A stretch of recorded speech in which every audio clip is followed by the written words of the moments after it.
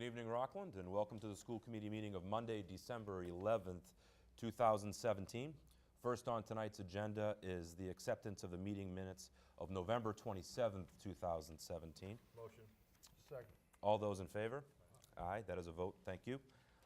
Also under acceptance of minutes, we need to vote in the minutes of the executive session meeting of November 27th, 2017. Motion. Second. All those in favor? Thank you. That's a vote.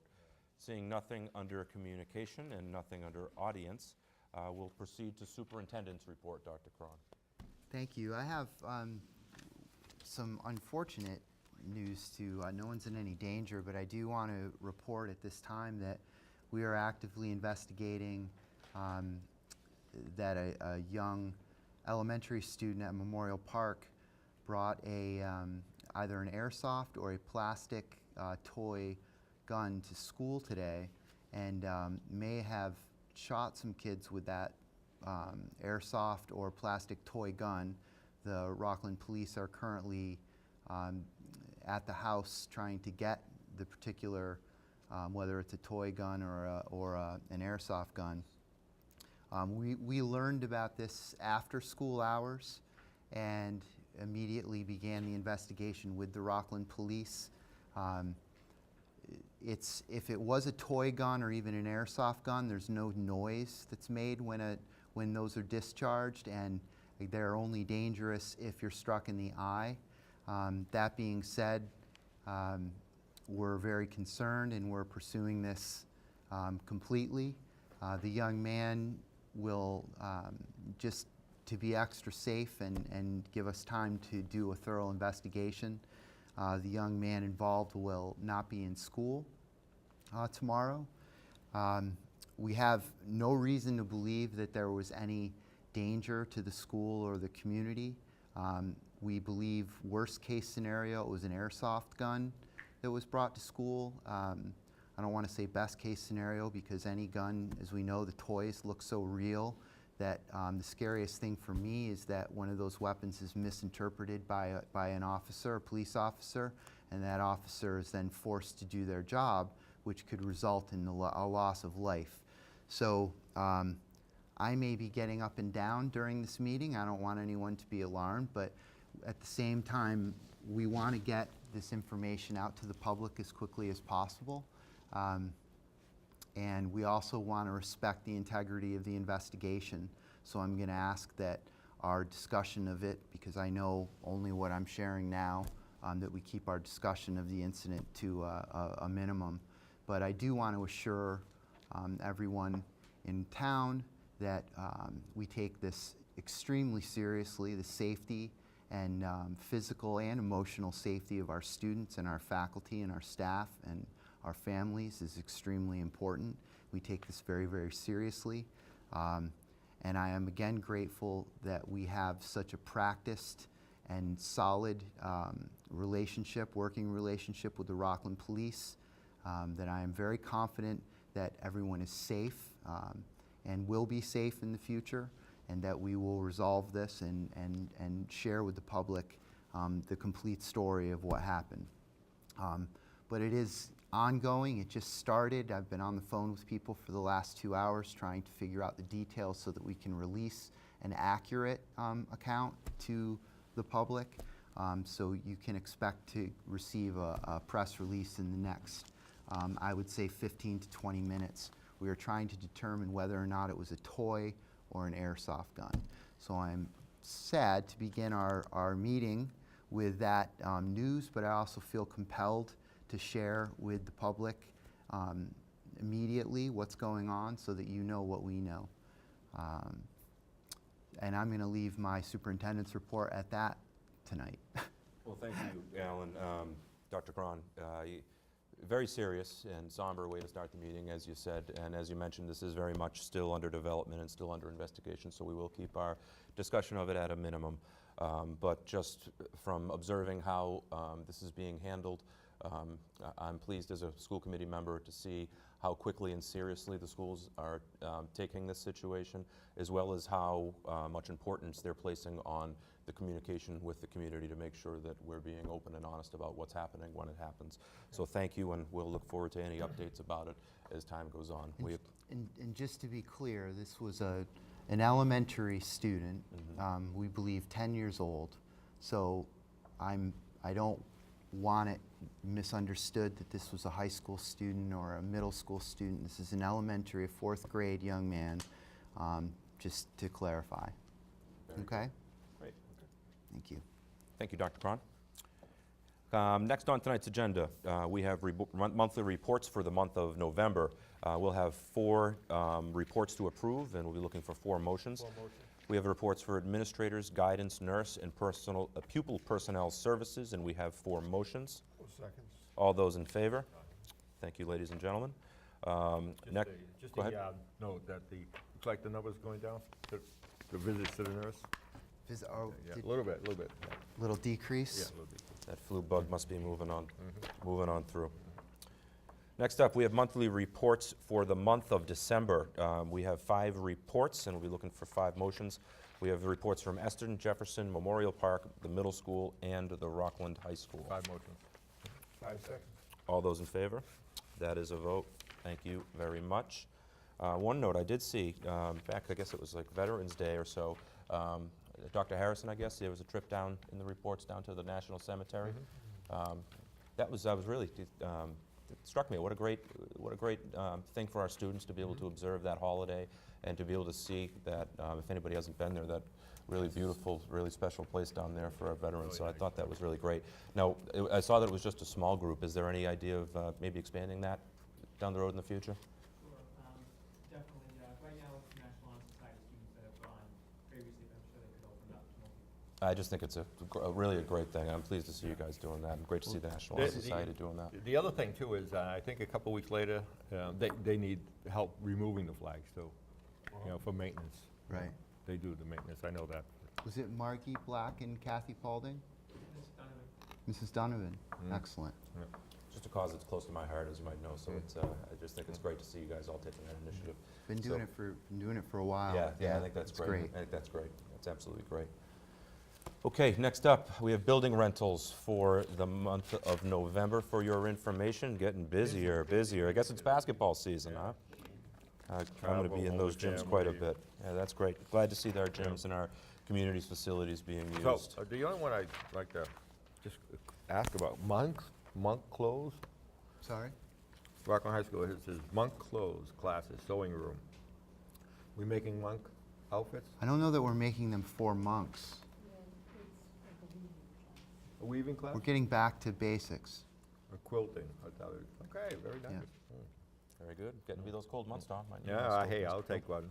You want to weave me something. Next up, our favorite portion of any school committee meeting, and we're excited about this one. We have Curriculum Corner. Tonight, from the Rockland High School, we have the World Language Department. And we're excited to have all of you here. Welcome.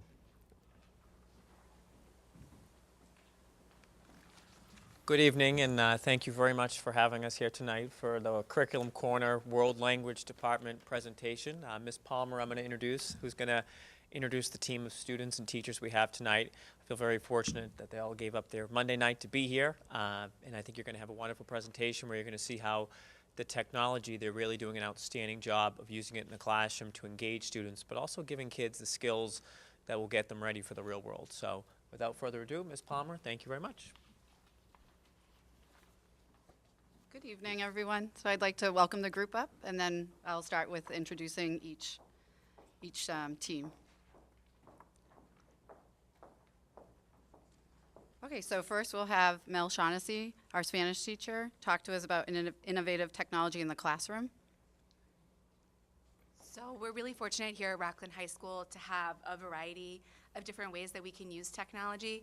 This is just a short list, and tonight we're going to be focusing on VoiceThread, Google Expeditions, and then formative assessment via gaming, specifically using Kahoot. What we're able to offer our children here at the high school especially is just incredible. Between the mobile labs we have, the foreign language department also has a 30 iPad lab just for our department that we use to help facilitate group learning and single projects as well. So we're really excited to be able to tell you guys more about what we can do here.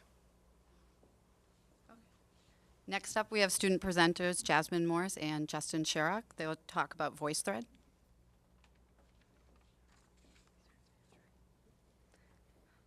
Hola, me llamo Jasmine.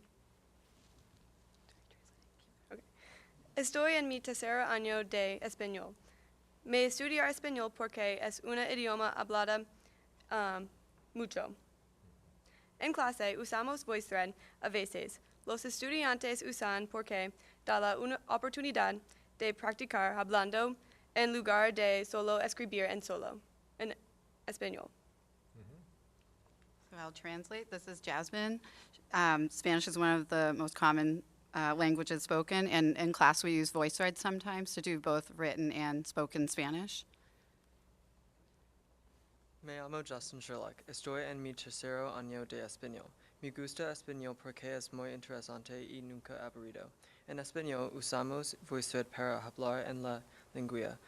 VoiceThread es muy divertido cuando escuchamos los proyectos de mis compañeros. Okay, both students have been studying Spanish, so this is their third year. Justin mentioned that he likes Spanish because it's very interesting and it's never boring. In Spanish, we use VoiceThread to speak in the language, and it's fun when we listen to the projects of their classmates. And so now we're going to show you guys a quick sample, and this is a recorded presentation by another current senior from her junior year, Olivia Saletti.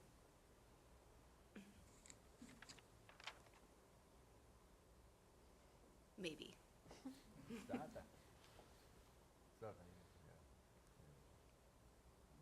The slide presentation. Should be the other tab. Right. There we go. If you hit play, then it'll go for us. Viaje a Guatemala y ayude a la gente.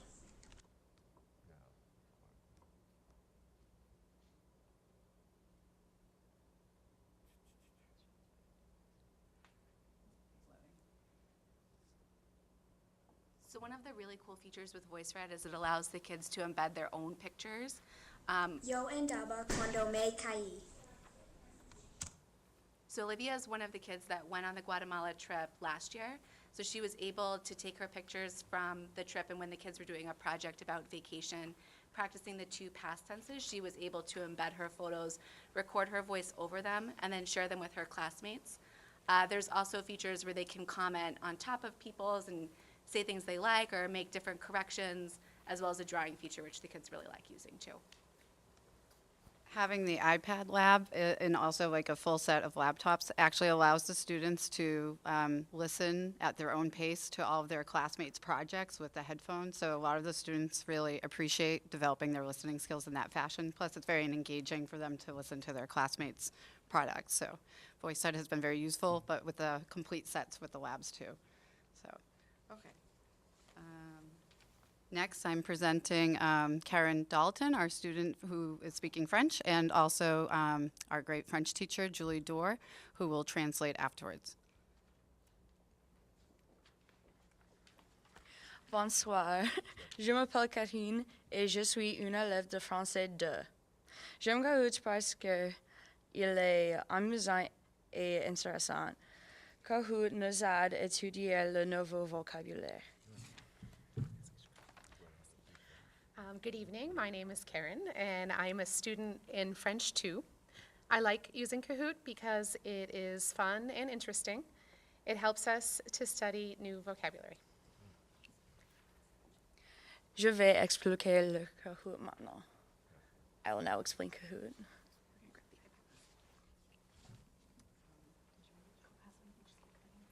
So, So we're gonna have you play tonight. I created a Kahoot that's about 5 questions. So we're gonna put your skills to the test this evening about French culture. You're going to be distributed an iPad right now. And there's a code that's gonna come on the screen. If you can press on play there. Yes, try start now. And classic, please, yes. So in a moment, there's gonna be a PIN number that will come up on the screen. And it's right there, so 358-4918. When you're on Kahoot, on the iPad, you can enter that in. And then you can create a nickname, or use your real names. And the good part about this with a nickname, is just in case someone chooses a name that might not be so school appropriate, there's an automatic feature that will change that name to something silly.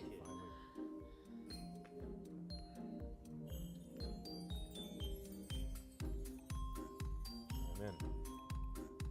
Mine's thinking. I know, connecting. You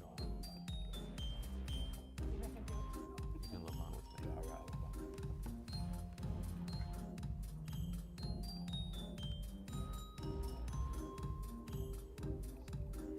Guys forgot to feed the gerbils If on the anyone internet needs tonight, help, huh? please raise your hand Sure. and we'll Now come you help get you. to pick your nickname. I haven't even got that far yet.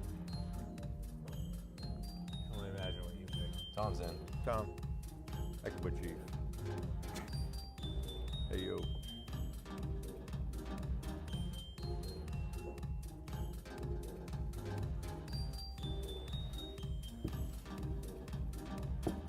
Just for fun, mine's just gonna think. You're gonna call something else? No. Yeah, We that's are, it. he's not. Yeah, But I'm watching. You watching? he's still. The best way to play. Ah, there we go. All right.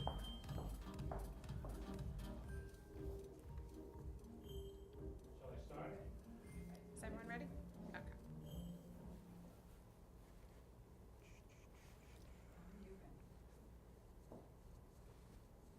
It's multiple choice as well.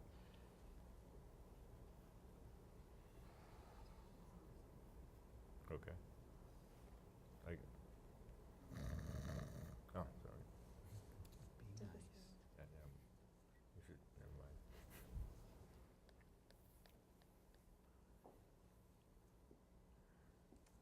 Well, we had some luck with it this afternoon, and a couple times it didn't work down here.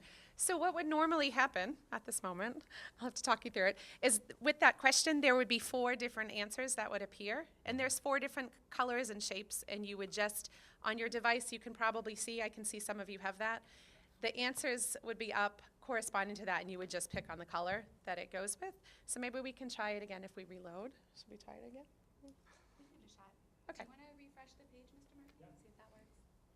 Just refresh it there. Yep, here it goes. Yeah, we'll try. Yeah, and then on your iPads, if you guys also refresh.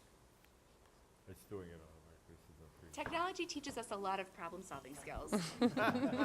And patience. Yeah, it's part of what we do with the students besides the language. It develops Like how to patience. troubleshoot. Here we go. All right, question 1.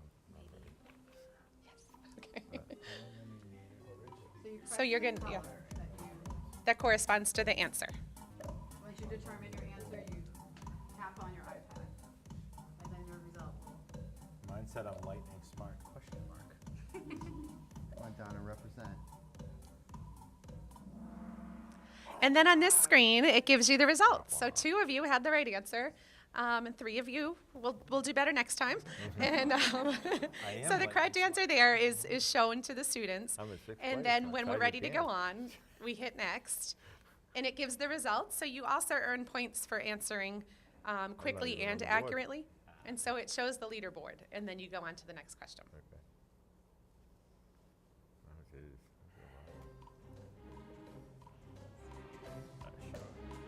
Does this music really play in the background in class? That would freak me out. Yes, it wasn't on one day, and they made me put it back on. Yeah, So I could you put bet. the music on? Actually helps me through this. Soundtrack. All right. What's the answer? 29. That's what I picked. Uh-oh. Oh. Donna Lamb. Look at that. Representing. Nice That's going. what I picked. She knows her French culture. Okay. I always thought you were quite a cosmopolitan lady, Donna.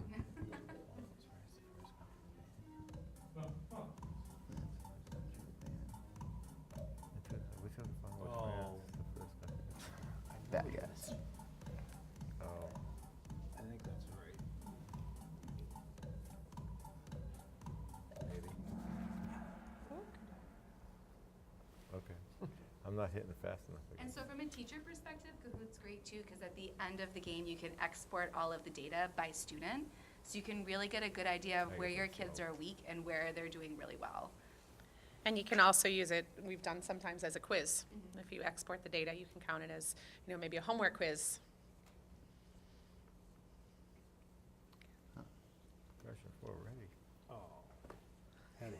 Food question about cheese. Of course. Oh. Isn't that the best part about French? Oh, yeah. Okay, I think I answered the time. Not doing well. That's really all not well. Probably All got right, one. Brandon. I almost chose that. Look, I'm on the board finally. Answer streak 1. Pay attention, because it's your last one. Oh, I mean, that's. Yeah, that's the last one. All that above. General rule of thumb, always choose that answer. Right. Oh, great job. Everybody got it right. Hey. Oui, excellent. Aw. Okay. We should have a prize for you tomorrow, Donna. Une baguette. I was A thinking baguette, baguette. Yeah. A little French wine and cheese.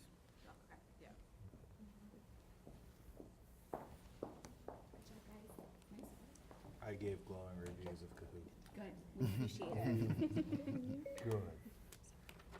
Thank you. Man, Thank you. Thank you.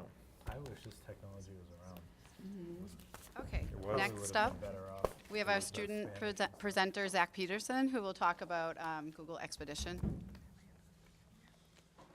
Hola, yo soy Zach.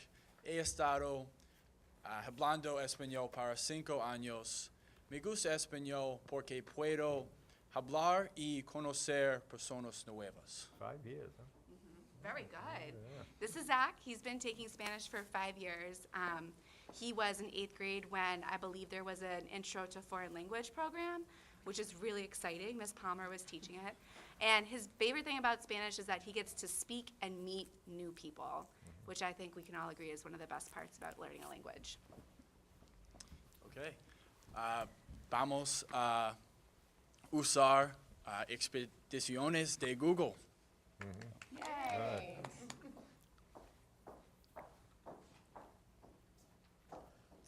So they're going to hand out the Google Expedition glasses to you guys. Oh, we actually get to do it? Yeah, we'll do a very short, brief lesson with it. That's an interesting. Zach will read it in Espanol. I've been dying to try this. There's a TED video out there about the device that you can wear, that you can speak the language you speak, and it translates it to the other person. Hold it up. Yeah, Okay. it does. iPhone came out with it, but it's not very good yet just look at on theirs. But the TED video is really interesting to watch on it. Yeah, TED Talk, yeah.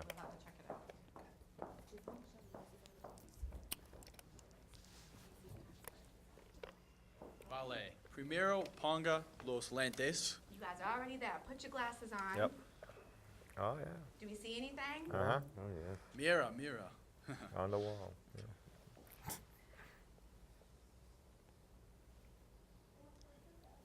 Ah, muy bien, Macy. Una tortuga. Ahora busca la tortuga. So when you guys are using the glasses, if you follow kind of where those arrows are, it's actually going to direct you to a gigantic turtle. Struck me under the table, Yeah, I know you really got to get in there. which I'm happy to go under the table. Oh, yeah. Oh, yeah. Any guesses where you guys are right now? The Galapagos. Very good, Dr. Kron. I was You going guys to say are in the Nantasket. Galapagos. Yeah. I'm at the aquarium. So now if we draw our attention, we could see some coral. Yeah. Mm-hmm. Yeah.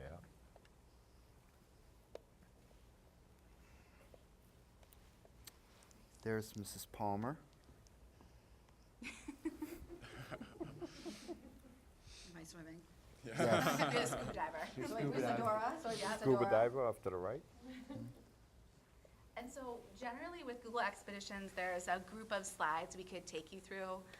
Given the time constraints tonight, we're going to stick to our favorite Tortuga slide, which is just really beautiful. But I can tell you guys are really into it. And what's great about Google Expeditions is when Zach is ready to have the class come back, he can just pause you and bring you right back to the room. Hi, I know. So sad. No, I can't get my glass off. Come on, Zach. Wait a second. But very good. Take my glasses out. Very cool. Very If you don't nice. mind me adding one more thing, I think things like this are very cool because when you're learning something, especially a language, it's one thing to see it in a textbook and to hear the word, but to actually be able to look at it and see what's going on, it's a lot of help and it's a lot of fun. Very good. Gracias. So we'll come back and get your lentes.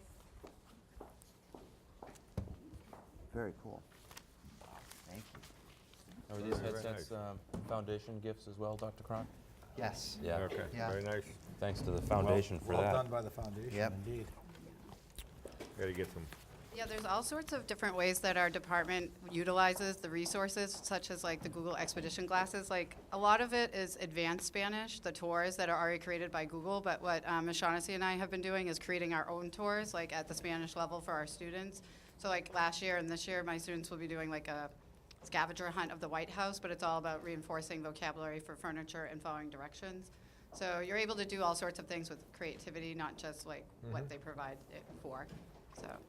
All right. Does any other department use VR now? The elementaries, we've been The using. elementaries, yeah, okay. The You know, elementaries. science is Science not- has been science, using it science, recently, science. too.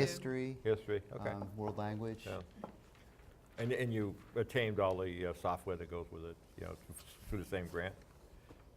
It's utilized, it's- like the foundation Free. purchased It's them. free. Right. Yeah, It's Once free. you buy it. Yeah. Oh, once you buy the device, you can get the it's for software? the Yeah. district, I Okay. believe. That's good. Good.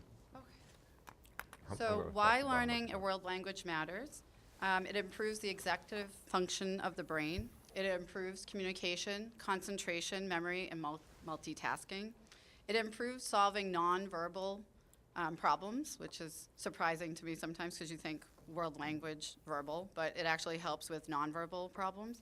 66% of the world's children are bilingual. It enforces one's native language. It improves one's cognitive control. It enables students to learn a third language more easily. It's fun. Like today, we saw some examples of that. It's competitive. Learning a language, it applies in the workforce. 1 in 3 U.S. mid to large size companies have international operations or serve multilingual clientele, and that's according to the U.S. Census Bureau. Basically, it's the differentiator in employment. From some conferences I attended a couple of years ago, from what I understand, like the skill sets that learning a language and also the perseverance in keeping a few years with the language represents more than just the language to employers. We want to big thank you to the school committee. The teachers in the World Language Department feel very fortunate to have access to this wonderful technology that's been made available to us to enhance the student learning process. It's great that we were able to showcase our efforts to you tonight, so we appreciate the presentation time. And we also want to thank you to the IT team, Lisa Ryan, Tim Wells, and Chris Howe, for making the technology accessible to staff and to students, and they're always available and very easy to work with. So thank you so much, and we're available for questions. I have a few questions. Sorry. Sure. So I'm new to the school committee. I think this is fantastic. I could probably give you another dozen reasons why it's so important to learn multiple languages, so this is fantastic. What languages do we offer? Currently, we offer Spanish and French. Okay. That was based on some survey that went out to the district, and the families reported those were the two top ones that families were interested in. Okay. So. And we only offer them grades 9 to 12, is that right? No, currently we've expanded the World Language Program to the middle school. It's kind of like tiered in terms of like access to seventh graders have access, then 8th graders have a little bit more. I'm sorry, 6th, 7th, and 8th grade, and then the access is increasing in every level. Already this year, I saw with the incoming freshmen a really big improvement in accepting language learning. I think from that 3-tiered exposure. So already I saw an improvement with the language, but also with the attitudes too, with learning language. And what's the expectation of how much language are they supposed to take in order to graduate? Well, we're hoping to talk about the graduation requirements in an upcoming meeting. Okay. But the recommendation from guidance is 2 to 3 years, 3 years for the top, beyond doing state schools. But then if you're looking at private institutions, some of them like Tufts requires all 4 years because then they require 3 semesters while you're there. So it depends on, guidance has the best advice for the current graduation requirements for college acceptance and things like that. is there any hope or plans to ever expand beyond French and Spanish? I mean, French and Spanish are great, don't get me wrong, but we encounter a whole host of languages, you know, both in the business world and even, you know, locally in healthcare and lots of industries. So I'm just wondering, you know. I'm not sure what the district plans are for expanding, but. So historically, we had French and Spanish, and we actually got rid of French for a while. And what I wanted to make sure I get out before this presentation is done is what a great job Ms. Palmer has done. She's the only teacher who was here when I arrived who's still here in this department, and it's been completely rebuilt. And it's phenomenal to see what you're accomplishing. And so I want to thank you for that. I didn't mean to not answer your question. No, but I mean, it's certainly, I can only ask those questions because it seems like they're doing such a fantastic job to build off of it. Well, so I know Latin that's a is one testament that to her leadership. Yeah, we talked a lot about Latin. It's a challenge. But to jump on your question, what's your hit list dream languages you would want? I think Latin. I mean, Well, Is there any some of thoughts? the students have reported that they wish that we had Portuguese because I think they see such an opportunity to be practicing the Portuguese. And like when you have that connection and you have those opportunities outside and the social opportunities from some of our obvious Portuguese speakers, like that's what's come up recently. Some people say Italian if they've had like Italian family heritage, which we do have some Italian, like some of those families here too. But Latin obviously too would really serve our public well, like for the more advanced type of degrees some of our students would, like in medicine and law and things like Plus that. all the roots of the languages are based in Latin and Greek. Yes, Yeah. yeah. I mean, so and they tell my students, because I had to take Latin when I was in high school. And what happens is that when you start breaking down a word and you have a background in Latin, you know, particularly in math and science, you know, you have that base already. And I think that's what I've been advocating for the last couple of years, is bringing a Latin program in. And if I could add to that, I'd love to see French in the middle school. Oh, I would too, We yeah. feel really glad to have French back. I know it was kind of painful for a couple of years having the absence of it, but glad to be building that back, and hopefully you can hear that there's interest in growing among the committee of growing the languages down the road. And I know Bud, obviously building a sustainable school budget is very much a part of that, and that's something that we're working towards right now at the district level. We have some real big ideas about what we'd like to do in a lot of areas, and of course growing the foreign language department would be among our wish list, of course. But from the toolbox that we're given, you folks are doing clearly an outstanding job, and you've brought some fine representatives of the work that you're doing here with you. Great job tonight, ladies and gentlemen. Right. Thank you. There's only one other comment I'd like to make is when I read through all this stuff, and I got this world language curriculum, go, yeah. And the next page really just jumped out at me, because I had never thought of it this way. And I should, the technology and stuff that goes along with this. I think too, having some access to professional development was really helpful in the last couple of years, as well as paired with talented staff. Those are the two building blocks for, I think, having a successful program. And now I feel like we're finally ready to take flight, like Dr. Cron kind of alluded to. It was a little challenging. But for example, like we really picked up, at least myself, maybe because I'm a little bit older generation with the technology, but like technology is the language of our students. So if you can capitalize on that, it helps captivate their attention for whatever content you're trying to present, as well as paired with like proper instruction and connecting with your students, obviously. But Well, we're very fortunate. I know you mentioned Ms. Ryan and Mr. Wells and the work that they do across our district to bring technology to all the different disciplines. But it's pretty amazing to think that you can be in a foreign language class or in an elementary class and be learning technology and be learning different tools of implementing it at the same time. It's awesome. You folks are doing an awesome job, and again, great job tonight. Really happy to have you guys here. thank you. Any other questions from the committee? no, thank you. Great job, guys. I mean, it's not easy for the students to have to get up there and talk. So, and yeah, I mean that's incredible. And Zach, I noticed, and without Zach looking down without either. looking at anything. I mean, He has no paper for me to translate off of. Yeah. well, he didn't need it. 5 years of it. I mean, something's working. Yeah. You know, Get it on his so- hands.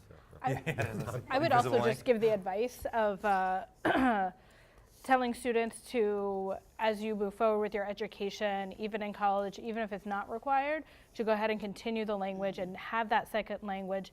The biggest regret that I see from people is saying, oh, I don't remember my Spanish from high school. I should have kept up with it. It is so important as you navigate the world later on, and so much harder to learn it later on. So excellent job, and just keep doing what you're doing.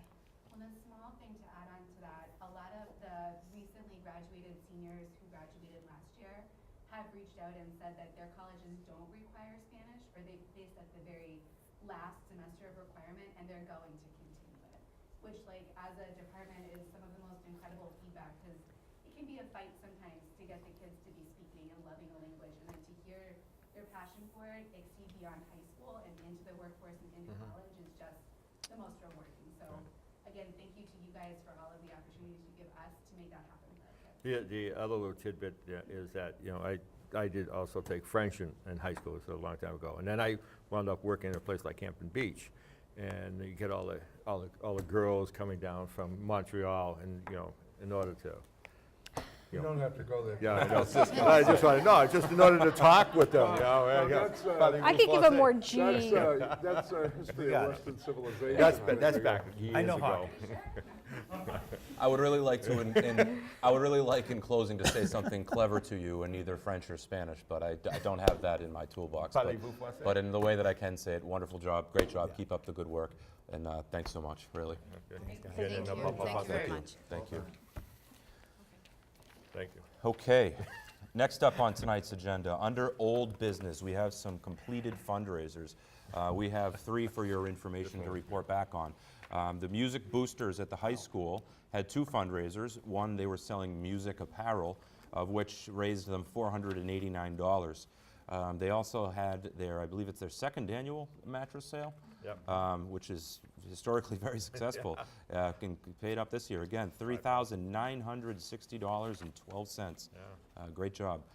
The middle school PAC had a Meadow Farms fundraiser that raised $519.50. So great job, everybody, on the fundraising. Right, for the, on the mattress fundraiser, I probably got maybe 15 to 20 people, hey, how much did we make? How much did we make on that? Because everybody was curious about that. Yeah, Very that's nice, great. thank you. That's outstanding. Next, under new business, we have superintendent's evaluation goals. Dr. Cron. Okay, so this is a first reading, I believe, so you'll have time to ask some questions. So I'm just going to walk you through the goals. This is just in a nutshell, and then I'll go into a little more detail. We have a 5-year strategic plan, and keeping that strategic plan at the forefront of our work is a primary goal of mine on a day-to-day basis. To give you an example of that, if I receive a great idea from one of the elementary principals for professional development, one of our goals has been alignment, and I then will reach back out to that one elementary principal and say, and I have done this, if it's a great idea, then let's talk about it with all 3 elementary principals and make sure that we're doing this together. The other side of that coin is I've gotten professional development requests for things that were valid and good, but not in line with what we were doing curriculum-wise. And so the strategic plan, being a living document that really informs our work, is already happening in year 1. Update and formalize the professional development plan, the PD program. We use a lot of abbreviations. Continue to emphasize development of our K-12 computer science, engineering, coding, and robotics program. And maximize Rockland's chances of getting a new elementary school. And enhance communication between and among all school stakeholders. So just to go a little bit more into detail. So I am, again, I know the committee is aware, but just to remind you, I'm in year 2 of a superintendent induction program that's a collaboration between the Department of Education and the Superintendents Association statewide. So I'm in year 2, and it's been an incredible program, I think very helpful to me, but very helpful to our district. So we have 4 functioning subcommittees that are managing each of the 4 strategic objectives. And so I will be reporting to you periodically throughout the school year to keep you posted on that. Evaluate and align the district's PD plan. So again, you've heard the word professional development many times in the last few meetings. And what we really discovered as we went through the school improvement process and the self-study type process was that a lot of our issues were caused by programs that were implemented but not really properly supported with professional development. Now that is in no way meant to be a criticism of my predecessor or anything that happened before me. That to me is a straight up and down, you either have the money or you don't. And if you don't have the money, the first things that go are PD, things that you can live without, kind of. But we know that to truly implement any program well now, we're committed to supporting it and making sure that it's actually doable. Continue to increase our computer science, coding, and robotics throughout the district as measured against our programs last year. We have a number of now many more kids are exposed to coding and computer science than they were last year already, because we hired a full-time teacher to work with Lisa, and that's freed Lisa Ryan up to really begin to look at this program as a STEM program, not simply computer science, not simply science, not simply robotics, but it's an inclusive process. And so again, we are committed to this. Develop and implement a strategy to facilitate a transparent process to maximize the new elementary school. This is something that is a part of my day-to-day job, working with the town, working with the Massachusetts Building Authority. So far, we've been extremely fortunate. We are going to Boston on Wednesday to be officially invited into phase 3 of the process, and that is the feasibility study phase. Again, I cannot thank the town enough for their support and Town Hall and the work that they've done. Our town manager, Alan Shaka, and our town accountant, Eric Hart, have been extremely supportive, as well as at town meeting, the town voting to set aside $800,000 to fund the study. Just because $800,000 was set aside doesn't mean we will spend it all, but that amount was set aside.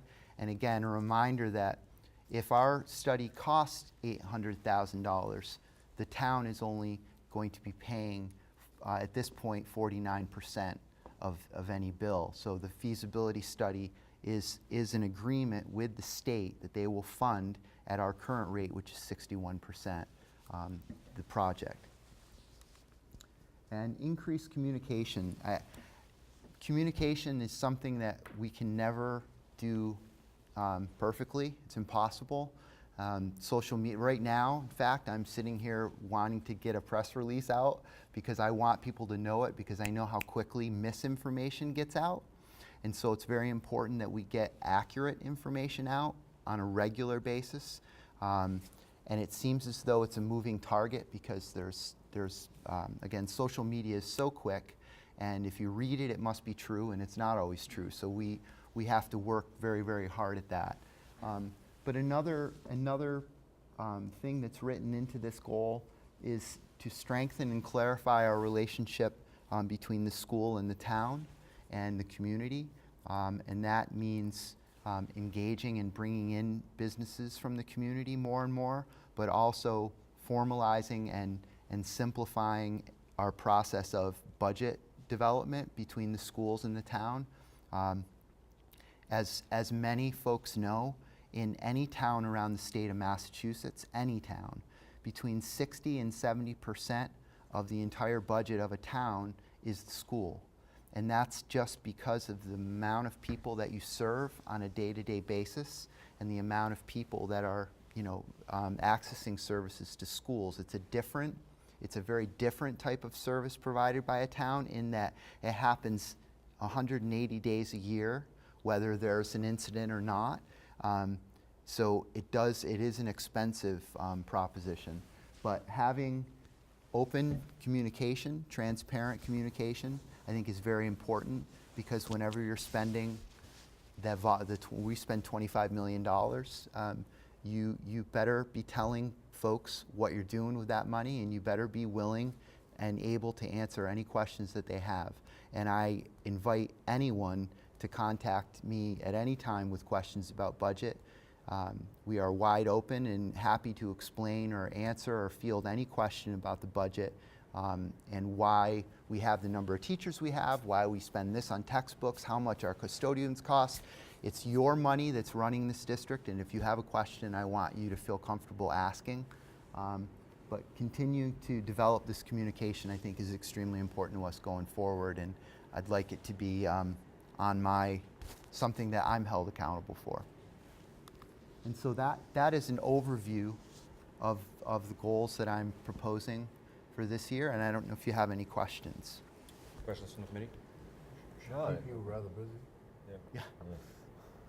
Keep them out of trouble. That being said, we'll have opportunity for further discussion on this, of course, down the road. I suggest maybe we want to table this tonight. Motion table. Second. All those in favor? Aye. Thank you very much, Dr. Cron. Next up, under new business, 2018 MCAS and PARCC results. Dr. Cron. So I want to just explain some terminology. If it wasn't confusing enough, we now have two different types of exams going on simultaneously. I will try to speak slowly, because I know I'll have a tendency to rush through this, but so student growth percentile, you'll see SGP used, and just as definition, it's the expected amount of growth for students from year to year, student growth percentile. And it's important to remember that between 40th and 60th percentile tells us that in general a student is on track in that particular discipline. High needs students. So one of the areas that is a really big deal for coming up with our overall rating and accountability measures are these different, making sure that you're showing growth within certain what we call subgroups. So high needs students are either economically disadvantaged, students with disabilities, or English language learners. Or they could be all three, they could be two of the three, they could be any. But when we're asked, you look at the Department of Education's website and you look at our scores, it will show the overall score, it will show scores for different subgroups, whether it's minority, it separates male, female, so we can look at trends and what's going on. But it's important to understand that a high needs student is one or all of those three subcategories. Given the number of English language learners that we have added to our district, again, when I came in 2012, we had 16, I think, district-wide. We now have over 125. I think we're at 126 now. So it creates a very different dynamic as far as now you have 126 students in what's called a high needs student area. So it changes things a little bit. Is it one particular language? One particular Really, Portuguese? primarily Portuguese, yeah. And answer type. So next generation MCAS is what the elementary and the middle have taken. So instead of, they're using the term constructed response as opposed to open response. Essay is the same, short answer is the same, selected response is what we used to call multiple choice. I know, I hear you, but it's important that we understand when they change these around what it means. I don't know why we wouldn't say multiple choice. Sorry, can I ask a question? Sure. Why is an open response different than a short answer and essay? What is different about those? What is different? An open response. I think an open response would tend to be a shorter single passage, perhaps a paragraph, whereas an essay would be probably a longer writing assignment. But not a short answer? But not a short answer, right. Which is shorter than an essay. Which but is longer shorter, than but constructive. that's right. Alrighty then. Yeah. Right. Again, Yeah, very important that we, okay, overview. Only Rockland High School, which they're calling the Legacy MCAS, we have to remember that word now, has results from previous years with which we can make a comparison. Elementary, yeah. Just going back to that, the question about, short answers, long answers. Can you have somebody make up an example? Oh, for the sure. next next time. Definitely. So everybody Definitely. in the Absolutely. in the town will Yep. know what it's all talking about. No doubt Thank about you. it. So elementary and middle schools took the next generation MCAS. It's different, arguably more difficult, and no basis for comparison, but this is our baseline year. So I just wanted to throw this in, that this came, Boston Globe, October 18th, just to point out that there really is a score differential between MCAS, this new MCAS, and the old MCAS. Some of that is going to be in time. If you remember when MCAS first came out in the 90s, everyone was failing and people were freaking out. And it took a little while to regulate, basically to make the test easier. You weren't teaching to the test then either. Right. People were being tested on materials that they had never been taught. Right. So it takes a little bit of time for a new test to become sort of calibrated. So we expect that to be a little rocky. All right, Rockland High School. English language arts scores have had an increase in the number of students scoring advanced every year since 2014. In 2017, 48% achieved in the advanced and 47 at the proficient. So you put those two together and you've got 95% of our students in advanced or proficient, and it's above the state average, which is 91%. Very good. High school continued. 75% of students achieved proficient and advanced in mathematics, up from 73% in 16. Science and technology, number of students at the advanced level was up by 10 percentage points from 2016 at 25%. Previous high had been 15 in 2014. Challenges, I'm going to break these out by group, by discipline.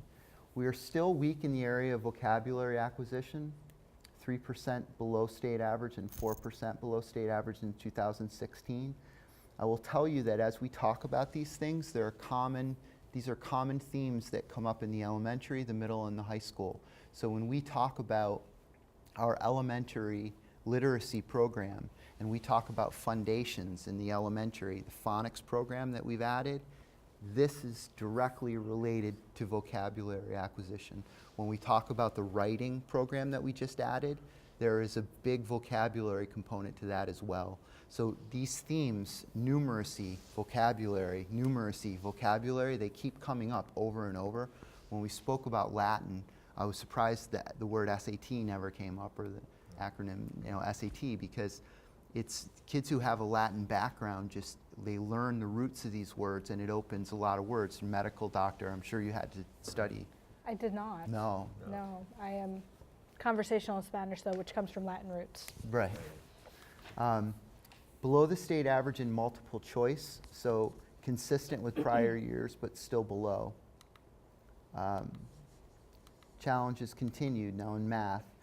Free response questions, especially Part A for students who are at risk for failure. So a high percentage of the students who failed did not receive any points. So there are 4 points available, for example.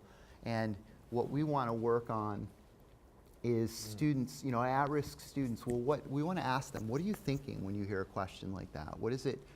How does that question bounce around in your head? What kind of conversations do you have? So we're really starting to unpack more of the details. I have a question. Yes. So 75% of students were in the proficient or advanced. What was the state average for math? I couldn't tell you without pulling up data what the state 80s, average is. 90s? What was where were we? We were 75. I don't have the state average in math in front of me. Do you know? About high 70s. High 70s. Okay. In science is about mid 70s. Okay, I just wanted to know how far off the mark we Yeah, were. thank What's you. a free response question? Free response. Dr. Harrison, would you like to? I mean, it's math. What's a free response? I mean, So again, remember how I talked about vocabulary, Logic and stuff. word problems. Dr. Harrison? The short answer for math would be like solve the equation 3x plus 5 equals 10, and just what is x? No partial credit. The open response will say explain why. We'll do a word problem and then say explain why. So the more of the Bloom's taxonomy, the higher level thinking. Right. So And those are kind of logic and stuff differences. like that, you know. That's like writing for gym class. I mean, it's math. It's a formula. But it is sort of like this idea of, is it the vocabulary that's tripping the students up, or is it the math? And if you don't understand the words, then you can't do the math. So we keep going back to literacy. You know, this is where we keep going back to literacy. Okay. That's particularly true when you start integrating math, because you know, technology and computers, that's all they talk about. So trying to get that idea of what you're putting into math and how it works in a computer, Right. you know, that's part of that problem. Right. Yeah. Or I do these problems with my children at home, Right. and you're reading the problem, and there are certain words that it should obviously trigger a cue in your mind what the problem is. But if you don't practice that, and you just give it to a student and they haven't practiced it that way, then it's It's, you know, it's some of the tech, you know, I had a question in school this week, and the question was, well, you draw an ellipse, and they had no idea what an ellipse was. And he said, well, let me show you what it is. Oh, that's an oval. Okay, but, yeah. right. You have I mean, to, it's right. just, yeah. Right. So, again, consistently weaker in interpreting categorical and quantitative data. So mean, median, mode, box, and whisker. And what we discovered is it's not aligned to a unit in Algebra 1 or geometry. So this is an adjustment in our curriculum that we need to make so that our kids are prepared. Biology. We score lower in anatomy and physiology, no specific unit taught on anatomy and physiology. So we need to find a way to get a unit on anatomy and physiology in there.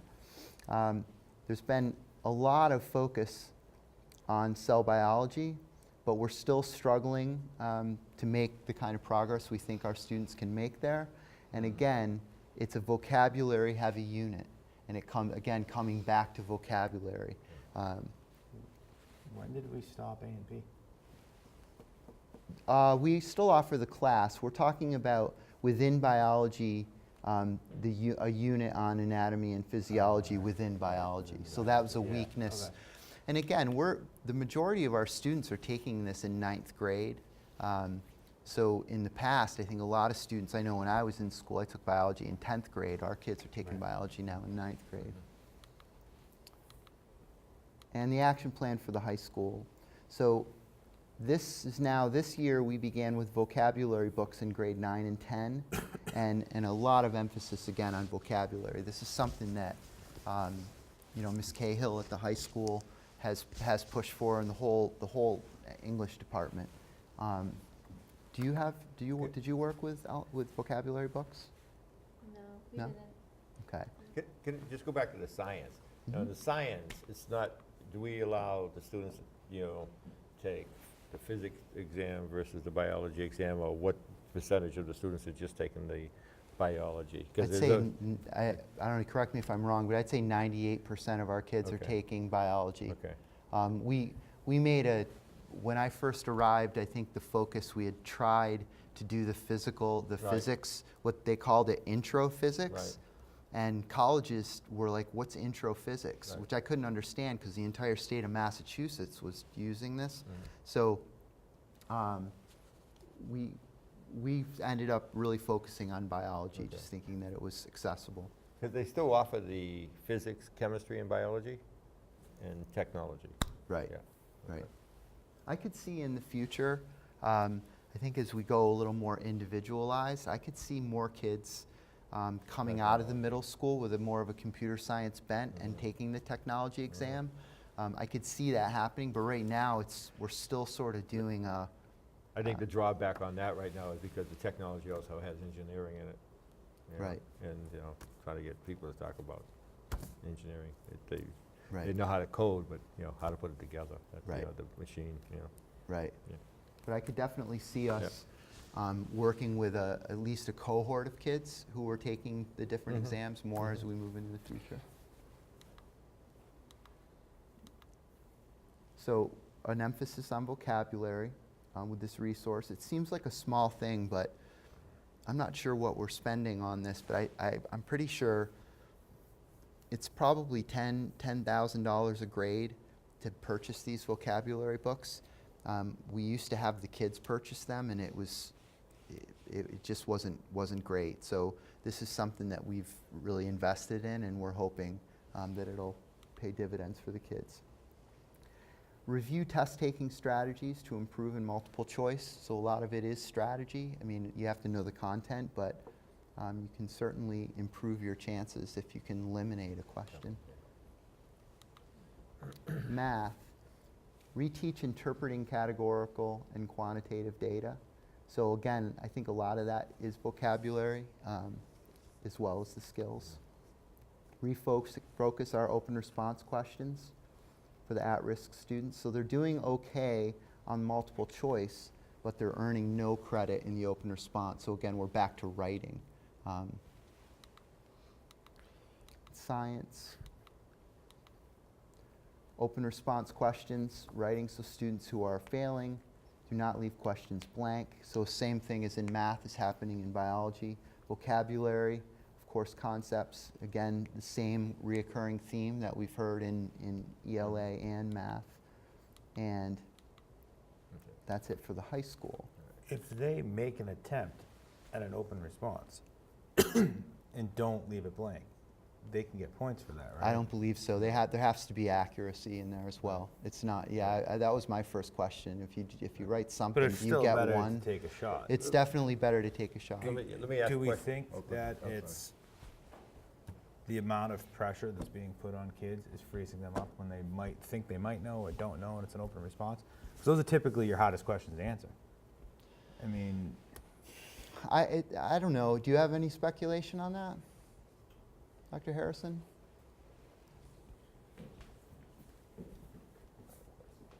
sorry. A lot of times the part A of the questions for an open response is part A through D. The part A questions are ones where the kids should be able to get them right based on their middle school knowledge. There's a lot of background knowledge. So even if they don't know Algebra 2 and they're taking it sophomore year, they really should be able to get part A right just from their prior knowledge. Not a lot of work is needed to show for part A. A lot of times it's just an answer in a sentence. Right. Part B's through D is where a lot more sentences and work is involved in getting the right answer. Do you find students when they start writing like they're texting? Yes, we do see that. Yeah, that's more that- than I probably see- 5 years ago. Yeah, I mean, that's I think is the problem that's happening is that and there's no capitalization, there's no punctuation, Definitely see there's that no more. verb, there's no noun, there's no subject, it's just texting on these things, okay. Definitely. We gotta get them away from that. Okay, elementary. I know. So our elementaries took the next generation MCAS. Grade 3 took the MCAS on paper. Grade 4 took the computer-based exam. This is the last year. Grade 3 will be taking the paper exam this year, but this is the last year that any of our elementary students or any students in the district will be taking paper exams. Our ELA scores, which include reading and writing, remain below state average, but I have very high hopes that that is going to change. Jefferson School, our 4th grade ELA student growth percentage was 71%, and the student growth percentage in math was 59%. So when I say hope, I look to the student growth percentiles because even if our students are scoring at this point below state average, student growth percentage tells us that they are making up for it. If we have a high student growth percentage, that they're making very quick gains, and that's what we want to see. So it's very hopeful. Grade 4 students scored well above state average on many test items in math and ELA. For example, multi-digit multiplication and addition, interpreting quotients and remainders, inferencing, summary, author's point of view. So I hope you're noticing a little bit more detail in this report, and I think that's a reflection of the detail that principals are asking teachers to go into with these tests. So we're really getting under the hood of why. So if 8 kids failed, who were they? Why did they fail? What parts were they weak on? Where do they need? Really boring down to as if it was like a blood test and you're trying to test for certain things. Okay, and so grade 4 scored above state average in vocab and are at or above in essay writing, excluding conventions. So grammar and mechanics remain. So again, grammar, mechanics, vocabulary, fundamentals. Highlights Memorial Park School. Grade 4 ELA, constructed response and essay scores above state average in ELA and math. Student growth percentage in math was 58%, and ELA was 45%. Students showed growth in constructed response and essay writing from grades 3 to 4 by exceeding the state averages in both areas. Eston School, 3rd and 4th grade mathematics are above state average. Very strong math scores in Eston this past year. They've done an excellent job of sort of reverse engineering the math curriculum, and I think that our grade 4 teachers and 3rd and 4th grade teachers at Eston have done an especially strong job with math in the last couple of years.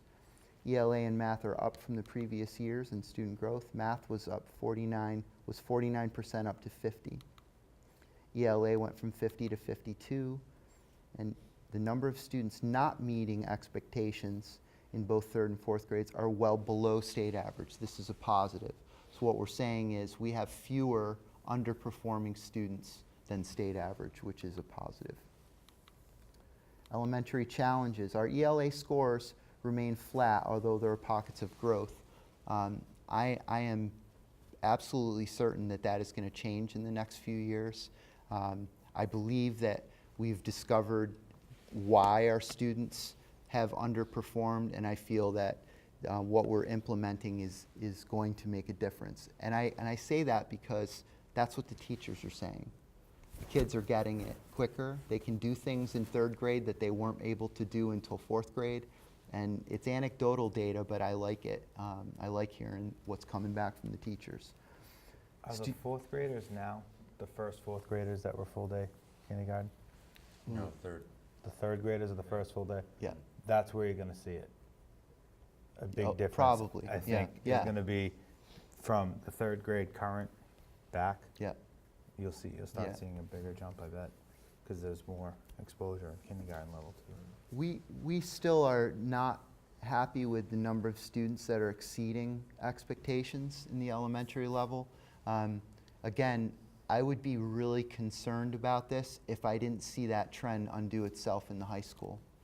I think our kids get it. It just takes a little longer at this point, and I want to see that happening sooner and sooner and sooner. There's no reason for our kids to be below state average. There again, when you have students who don't speak the language, or you're dealing with kids who are using laptop computers and a mouse where they haven't, all of that to me has an effect on test scores. So it's all a process.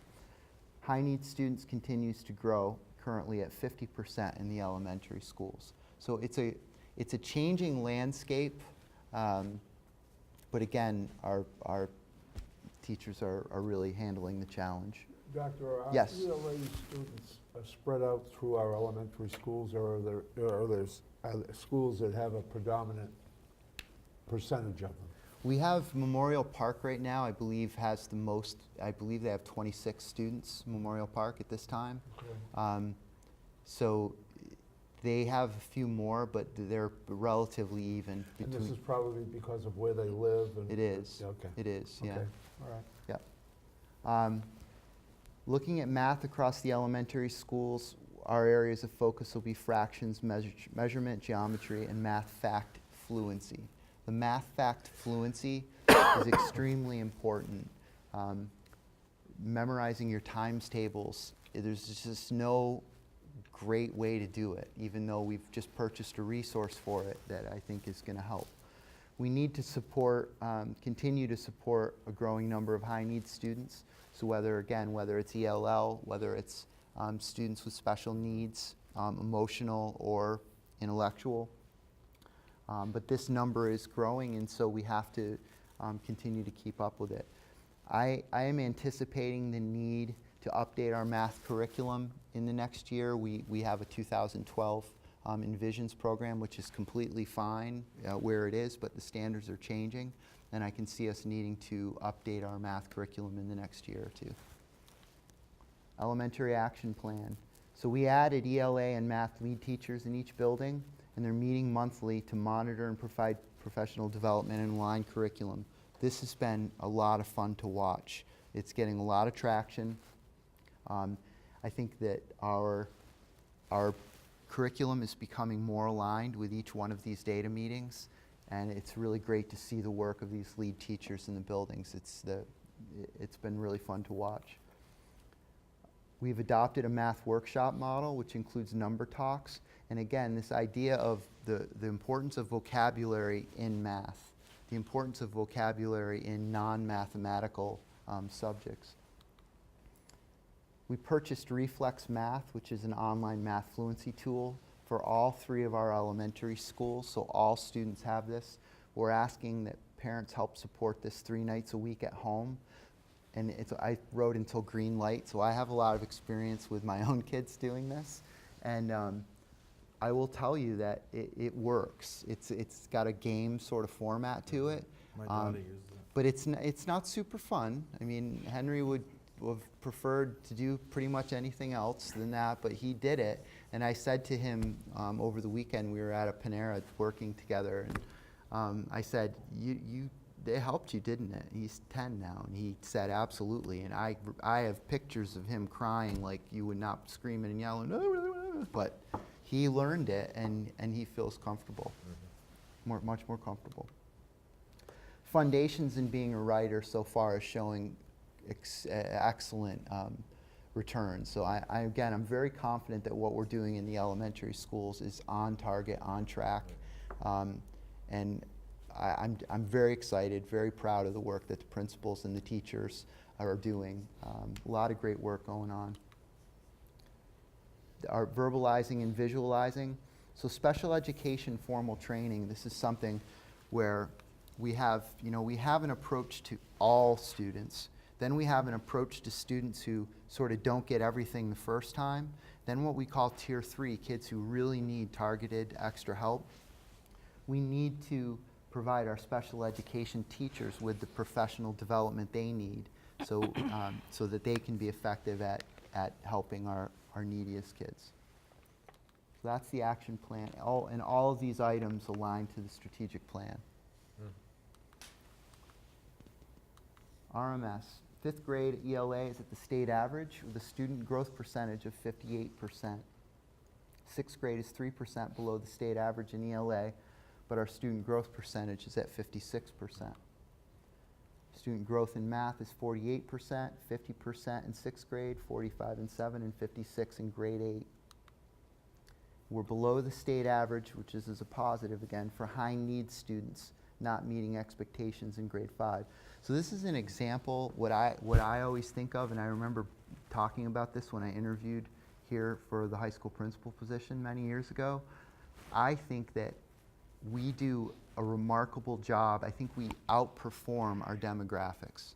I think our teachers and our kids and our families are working very, very hard. And so when you see things like this, our growth percentages and our lower number of students who are failing, these are positive indicators to me that our kids are accepting the challenge. Our teachers are saying, yes, you might not come from a family who has 1,000 books, and maybe your parents don't have master's degrees and they're not all teachers and doctors and whatever, lawyers. But the fact is, I think our town values education, and our parents are extremely supportive of the teachers. And so again, I think it's a positive. 5th grade ELA is at or above state average for all type of responses. And 13% of our 5th grade students achieved advanced. I believe last year we still didn't have any students in that percentage. Our challenges, students exceeding expectations remains below state average. We will include, we're focusing on essay writing and the language strand of ELA, the short answer responses in math, measurement, data, ratio, stats, functions, and systems in math, and life science is still an area of focus. Their middle school action plan, pre-writing activities, so for example, graphic organizers, continued implementation of the science program, which is lab aids, and a building-wide focus on summary writing. The teachers developed a rubric that they're sharing among all the middle school teachers, and a revised data analysis form. So this is what the middle school has done, developed so that they look at the MCAS and they turn that into an action step. Review of grade 7 and 8 honors math curriculum, because we believe more of our kids should be performing above. And is that it? No. 7 and 8 midterm exams. So this is something that they're working on for this year, to implement a midterm exam at the middle school. We think that part of it is the kids just aren't taking longer exams. Frequency of student practice with MCAS style questions. So I want to see this happening on a weekly basis. If these, it doesn't have to dictate the content, but if a kid is used to reading certain questions in a certain way, it's a big deal. So we want to make sure that this isn't, kids are getting exposed to this stuff more often. Moby Max test prep is another tool. And all of these action plans align to objectives 1 and 2. So in conclusion, next generation MCAS doesn't allow for comparison, but we're still going to use all of this data to help improve and address our weaknesses. We've just begun to implement curriculum changes in phonics, writing, math interventions at the elementary, but the student growth percentiles really indicate that we're going in the right direction. Online test taking, and I think this is a bigger deal than a lot of people do. But if you can just imagine, when I was in high school, you took typing class in maybe junior or senior year. Our kids need to be able to type now in 3rd grade. That's a big deal, because many of them just use phones. Many of them use iPads. Now you're saying use a mouse, use a keyboard, and understand how to use the interface of a test. So to me, those are a lot of steps between the kid, what they know, and what they're getting out on a test. And so we're talking a lot about that. Lisa Ryan presented something this morning at our leadership team meeting, just trying to talk about what kids have access to at home. We still have a lot of kids without broadband at home. So they may have wireless and they may have a cell phone and the family may use that. But as far as having Wi-Fi at home, which allows them to do different things like test prep type things, they may not have that. So this may be something to explore in our technology plan and with the town as we're going forward. Do we need to expand how much computer access is available at the libraries? Do we need to look at opening our school libraries more on the weekends or at night? Because we have this stuff here, and if they don't have it at home, then we need to get them room to do it. Make the state do it. And I will say, in general, none of us are happy with our scores. None of us. At the same time, the scores only tell part of the picture. But I am convinced that we are heading in the right direction, and that we're doing solid things K-12. Very, very much confident that we are. But I don't want you to think that we are content or even happy with our scores, because we're not. At the same time, low scores in the middle school and elementary are extremely disheartening to our teachers who work very, very hard. Our teachers were very disappointed with their scores. And as much as I want them to feel accountable for the scores, I also want them to understand that we understand that this is a process. And so I feel there's a healthy balance between personal accountability, but I also don't want our teachers feeling disenchanted and overly frustrated. I want them to stay engaged. So I'm looking forward to these scores coming up as much for our kids as I am for our teachers, who I think deserve that kind of positive feedback. So that is, I'm sorry that took so long, but that's an overview. Any questions, comments? I have a couple of questions.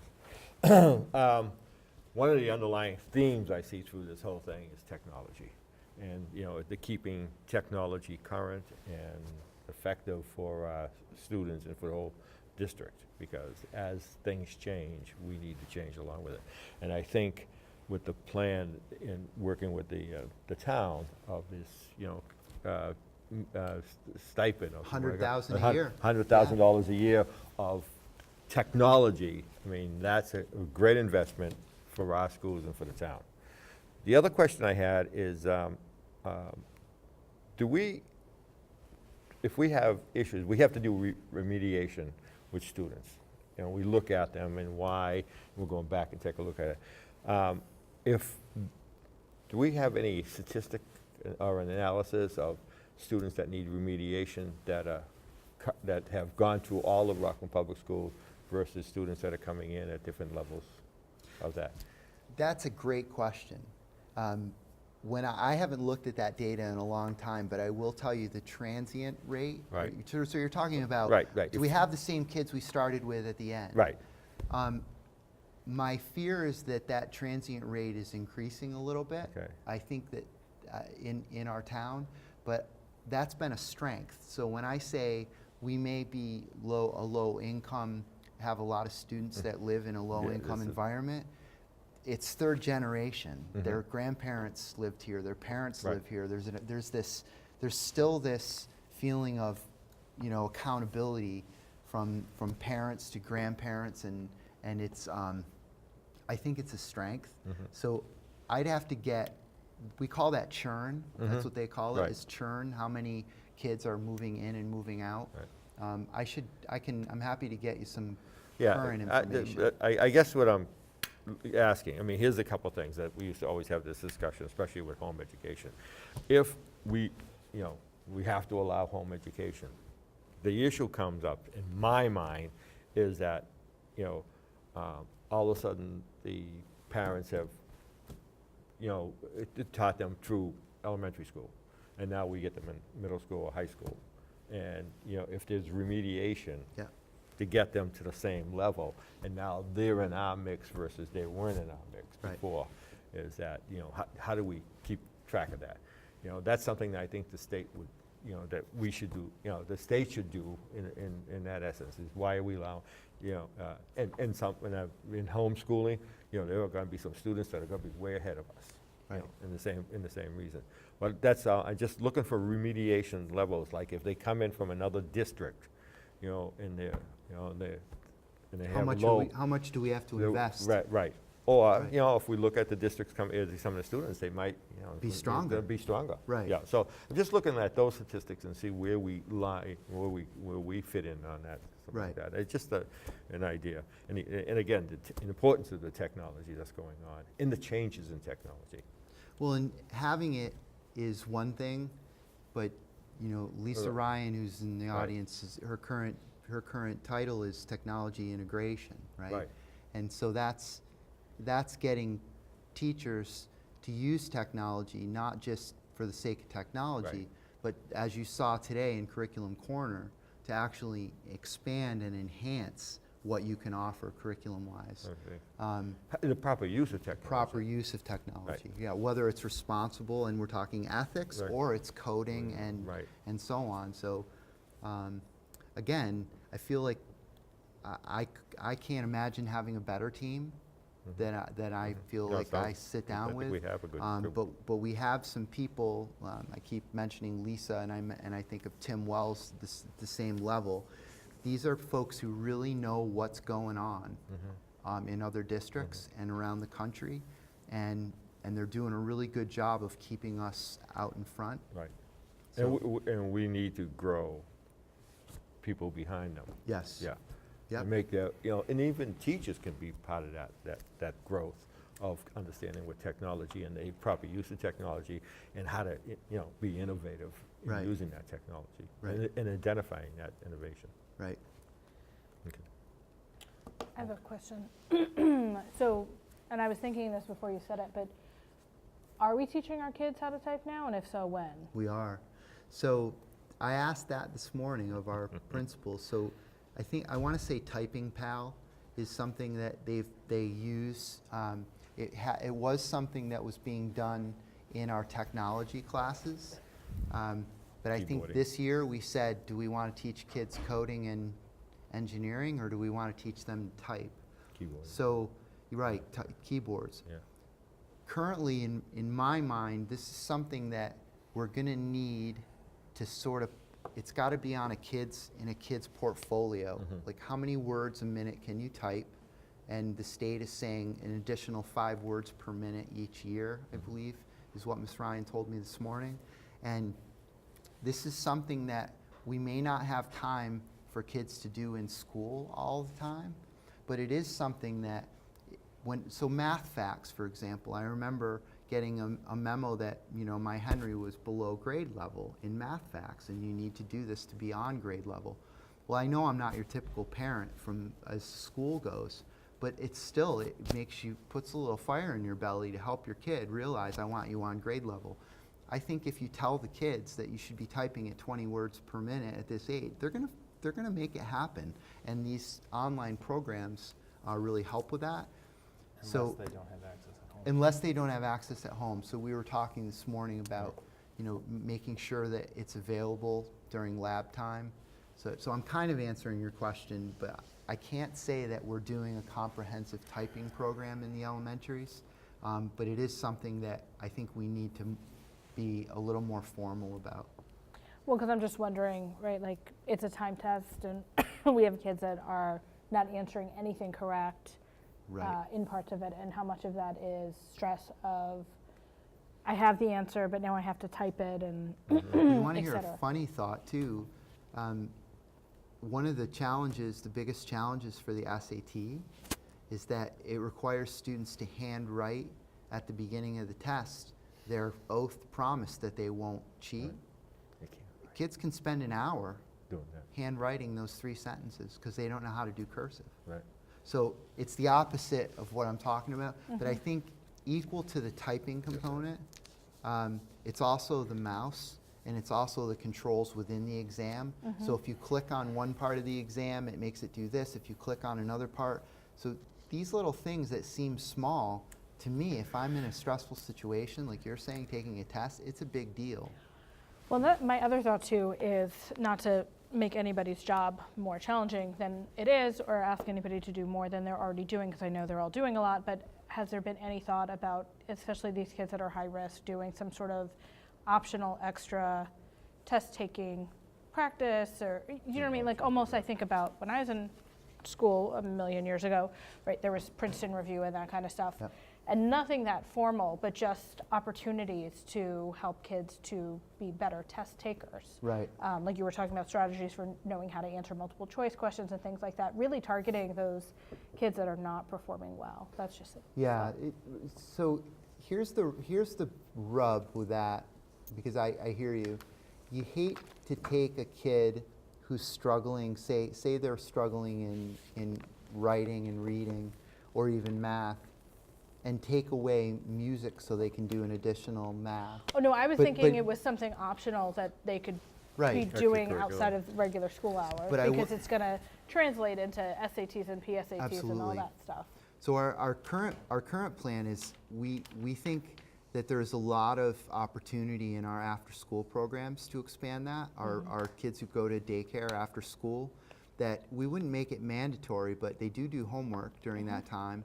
And so if we make the computer labs available, and we even train some of the folks who are working with the kids. But yeah, I think being an informed test taker is a big part of it. Yeah.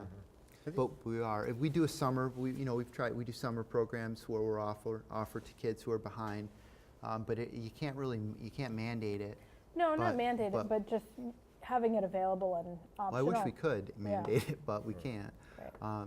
But yeah, no, that's a great point. I have just another comment there, is that looking at, we are now moving students into coding. I know you did our code last week, because my grandson told me all about it. and did very well. We told him to tell you. Oh, yeah, he Yeah. did. Yeah, he said, yeah. You should have seen Dr. Khan. No. No. Anyways, one of the things that happens, though, is that computers allow them to not really complete it correctly. They don't have to, because the computer says, "Oh, let me fix this." Oh, I know what you're saying. You know, that's what it's becoming out there like that. So one of the things that we do block coding there, move that block. Oh, I don't like that block. Let's move the block back. Is that underlying each one of those blocks is JavaScript, and there's this particular syntax with JavaScript. So every once in a while, I don't know if we want to have them change from block coding to get into the syntax to see what it is. Move, semicolon, stuff like that. So looking at that, so now they're getting into the detail that there's a rule that goes along Right, with this. right. Yeah. So like when I took computer science in high school, and the only reason I had computers in the 80s was because it was where I grew up where IBM was. I remember spending hours to make a little ball go across the screen. Right. And now they've written a code that allows you to click on it and drag the ball across the screen, right? So you're saying, what's behind that? Right. And I will tell you that Angela Armstrong at the high school and the computer science work that's going on at the high school, I sat next to a kid who was doing just what you're talking about in computer science class. Right. So it's happening, and I hear what you're saying. If they know that background, they're just so much better prepared. Well, thank you very much. I appreciate the report on the park and the MCAS, and I know there's a lot of, we could talk all day long about ways that we can improve, and I know we will, throughout the year, talk about ways that we will improve, and I hope that no matter how successful we get, we always hope to raise the bar, and we always keep going forward. But without further ado, next up on tonight's agenda is tonight's DESE report, and I know Mrs. Ferlizzi was going to be giving that. Yeah. And given our circumstances, Yeah, she's going to put that in a mailing to you. That has to do with our, I believe, the findings from our nutritional report. Oh. So she's going to put that in a mailing Great. to you. She's back in the office, I think, working with our folks to get that press release out. Outstanding. Yeah. Okay, well, that being said, last on tonight's agenda is public service announcements, and tonight we'll start out with Ms. Macy Jones. Macy, do you have anything to bring to us or questions on this evening? Going back to the MCAS questions about like the difference between the open response and the essay. So an open response is typically just one page, and it's basically just one paragraph answering a question. And then an essay is much longer. It's broken into 5 paragraphs, and it's more than a page. The kids can write as long as they want within the space that they have. And then a short answer is typically found in math, and like Mr. Harrison was saying, it's just like a simple y equals 3 or whatever they found. There's no work shown. And then the open response in math is again what he was saying, where it's just a little bit more drawn out. And then also on Friday night, if you're looking for some free entertainment, the seniors are having a showing of the Polar Express in the high school, and we'll be selling concessions if anyone wants to come. Outstanding. So, Great. Good. Thanks very much, Macy. Dr. Small. I know I sound like a broken record, but I think that my message is important, so I will again remind everyone to be kind, to be the change that you want to see in the world, and to wish everybody happy holidays and a very happy and healthy new year. Mr. Phelps. 2 or 3 or 4 different things. I was able to attend an honors luncheon, which I think was probably the first time that this was done for the kids in the high school, all of whom had gotten all A's. There were about 32 kids there, I think, Dr. Harrison. I think this was on the strength of Dr. Harrison asking guidance and a few other people to help him, but I thought it was a great thing because that's what we're all about. I mean, we have banquets for the football players, and we have band boosters, and we have all these things, which are all great things. But what we're all about is what happens in that classroom, and we had 32 of our best together having lunch, enjoying each other's company. I thought it was super. Reminding people, it is the season for concerts. I think there was one going on tonight, but they're all week long. I thought you were going to Macy talk about the high school concert that I think is Thursday night, but all these things are available to people to attend. Winter sports, full swing. Hockey team won the other night. Boys basketball, well, I think Mr. Damon will have be able to solve that situation. Girls basketball won. I'm not sure, I think wrestling, I don't know whether they've started yet or not, but it's pretty soon if they haven't. They started over the weekend. Did they? Saturday. How'd they do, Doctor? They did okay. Okay, okay, all right. But everything started, and I think probably the easiest thing for people to get to are the basketball games, but just call the superintendent, and I'm sure he could email you a office, and they could email you a schedule, because I'll tell you, not only the sports play, but the fan participation by the student body is phenomenal. It's just exciting. You don't see that in a lot of other high schools, believe me, because I go there. On a very personal note, I want to thank the town of Rockland for their support of something that was near and dear to my late wife, Holiday Magic. They had a fundraiser the other night at the 99, and from what the management said at the 99, it was the largest fundraiser that they'd had for any group since they've been doing these type of things. Wow, good. And with all that, I would say to everyone, Merry Christmas, have a safe and Happy New Year. Thank you. Mr. Mills. Just to go back a little bit to the hour of code, because it was just my grandson. I said, hey, by the way, did you do anything with computers? I said, yeah, they gave us this thing. And I said, yeah, talk to me about it. And he says, well, Minecraft was really good. And I said, okay. And how about anything? Did you do, BB-8? Oh, yeah, and I love BB-8 and stuff like that. So he's in the second grade at Memorial Park. And it's nice that he didn't know what hour of code was, but he knew that they were involved in that. And he said that he had a lot of fun and learned a lot of things, and he wants to keep on going with that. I said, that's fine. I'll show you. Get you. He has a computer. He has a a tablet, and stuff like that. So that was the other thing. And wish everybody a Merry Christmas and a Happy New Year, and have a joyous one. Thank you. Mr. Garofalo. I'd just like to wish everybody a Merry Christmas, Happy Holidays, Happy New Year, and just want everybody to be smart, be safe over vacation. The next couple of weeks tend to be busy season for Christmas parties and New Year's parties, so I just want everybody to be smart, use their heads, and come back to school when we restart in one piece.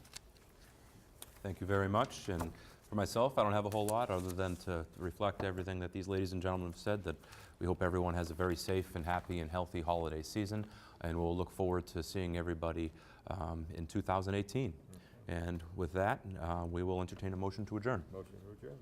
Second. All those in favor? Aye. That's a vote. Thank you very much, and have a good night.